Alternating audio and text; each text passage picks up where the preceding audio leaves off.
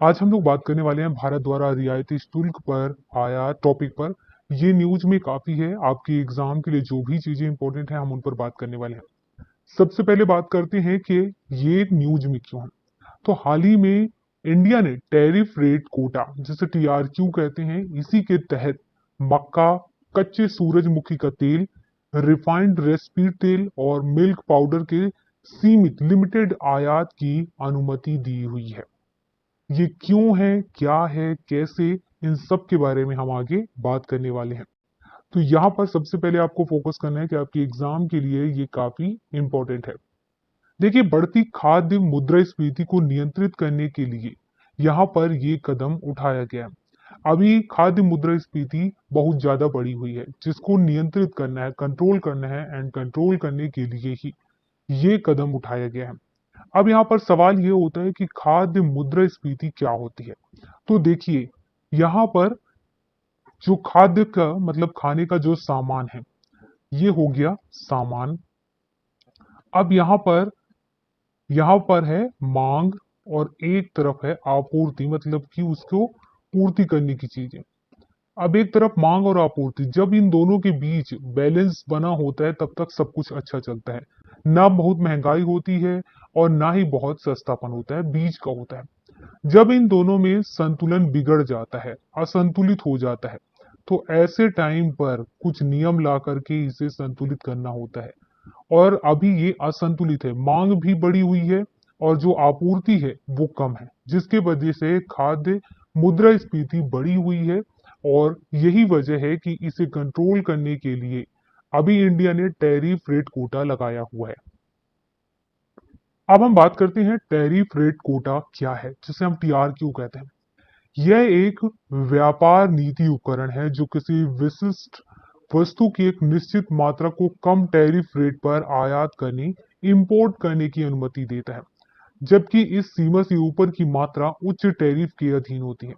मतलब यह है कि जब डिमांड जितनी है, गवर्नमेंट यहाँ पर देखती है कि इतनी चीजें इंपोर्ट हो जानी चाहिए, तो उसका अपना एक लिमिट होता है, एंड लिमिटेड चीजों को इंपोर्ट करने के लिए कम टैरिफ लगाया, जिसकी वजह से वो आसानी से और सस्ते में इंडिया में पहुंच पाए। और फिर जैसे ही वो अपने लिमिट को क्रॉस करते हैं, तो उसके ऊपर फिर क्या होता है कि टैरिफ को बढ़ा दिया जाता है। टैरिफ रेट कम किया गया, इसका मतलब ये है कि जितनी इंडिया में जरूरत है उतनी सामान पहले आसानी से सस्ते में आ जाए। इसका उपयोग आयात के माध्यम से, इंपोर्ट के माध्यम से मांग को पूरा करने की आवश्यकता के साथ घरेलू उद्योगों की सुरक्षा को संतुलित करने के लिए भी किया जाता है।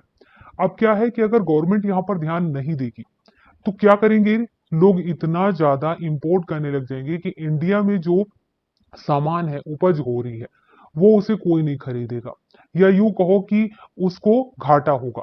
तो यहाँ पर इंडिया में जो चीज उत्पादित की गई है, प्रोड्यूस किया जा रहा है, वो इंडिया में ही यूज हो, और उसके बाद जो कमी है वो चीज इंपोर्ट किया जाए। इन दोनों ही चीजों को ध्यान में रखते हुए गवर्नमेंट ने अभी टैरिफ रेट कोटा लगाया हुआ है। अब हम बात करते हैं वेजिटेबल ऑयल और मिल्क मार्केट में भारत की क्या पोजीशन है। तो सबसे पहले बात करते हैं वेजिटेबल ऑयल की। तो वेजिटेबल ऑयल में इंडिया के पोजीशंस के बारे में बात करें तो इंडिया में पाम ऑयल, सोया ऑयल, सूरजमुखी ऑयल, इनके जैसे जितने भी वेजिटेबल ऑयल हैं इंडिया में मंगाए जा रहे हैं, और इसके वजह से पूरे वर्ल्ड में सबसे बड़ा इंपोर्टर है इंडिया। और अपने इंडिया में जितनी डिमांड है, उस डिमांड में 2/3 हिस्सा क्या हो रहा है कि ये इंपोर्ट कर रहा है। इसके बाद बात करते हैं दूध उत्पादन के बारे में, मिल्क प्रोडक्शन।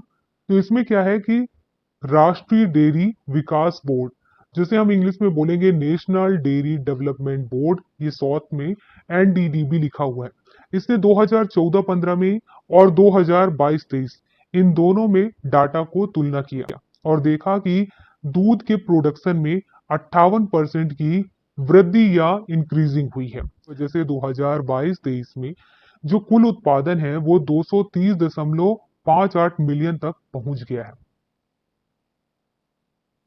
इसके बाद बात करें मक्का के बारे में, तो भारत विश्व के मक्का उत्पादन में लगभग 2% का योगदान देता है। मतलब जितना पूरे वर्ल्ड में मक्का की उगाही होती है, उत्पादन होता है, तो उसमें केवल 2% यहाँ पर ये भागीदारी दे रहा है या कंट्रीब्यूट दे रहा है। उत्पादन क्षेत्र के संदर्भ में 7वें स्थान पर है और साथ ही कृषि योग्य क्षेत्र के संदर्भ में चौथे स्थान पर है, ये आपको याद रखना है। और मक्के के शीर्ष उत्पादक देशों के बारे में बात करें तो अमेरिका है, चीन है और ब्राजील है। तो एग्जाम के बेस पर ये कुछ चीजें हैं जो इंपॉर्टेंट हैं और आपको याद रखना है।